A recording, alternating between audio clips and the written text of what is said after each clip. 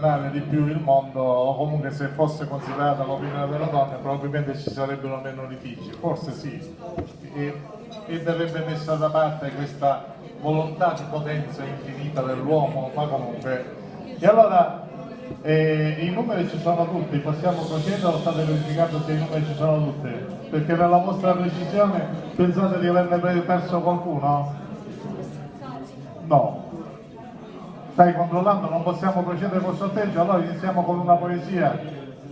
Iniziamo con le poesie, la gara poetica dice che tu. Questo lo spieghi tu, a te. Sì, ma lo spieghi tu.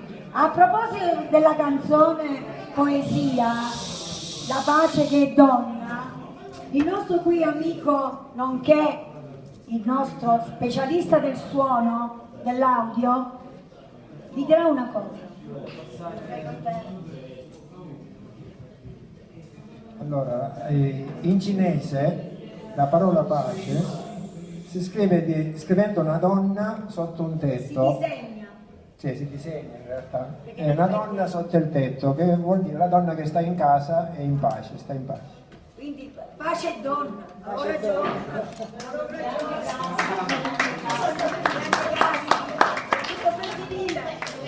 L'amico Salvatore Elena che ha dato queste spiegazioni, oltre che il tecnico del suono improvvisato che ci consente anche questo tipo di performance per strade e piazze della città con questa autonomia, è un traduttore, è un appassionato delle lingue. Lui è capace di imparare una lingua in pochissimo tempo. Avevamo organizzato un anno l'Olimpiade della poesia a Olimpia, perché secondo nell'antichità non c'erano solo le gare sportive in sé per sé, ma al lato c'erano anche delle gare poetiche. E siamo andati quindi a Olimpia. Prima di partire lui venne da me e mi disse: mi vendi un corso di greco moderno? Ma il tutto accadde che una settimana prima glielo diede questo corso di greco moderno.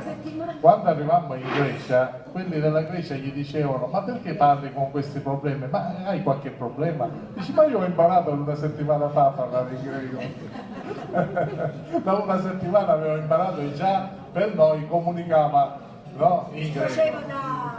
Da traduttore anche in quella circostanza.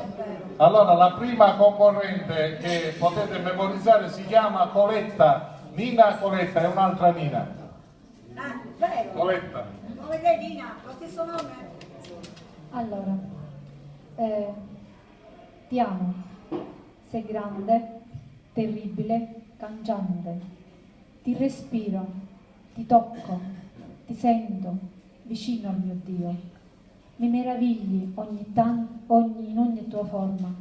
Cado, mi rialzo e nell'alzar cambio, mi trasformo per girare in questa tua giostra.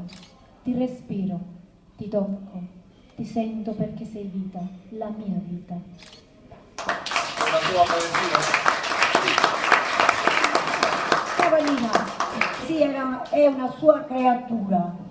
Perché io penso che per ogni artista è come un figlio, no? La produzione.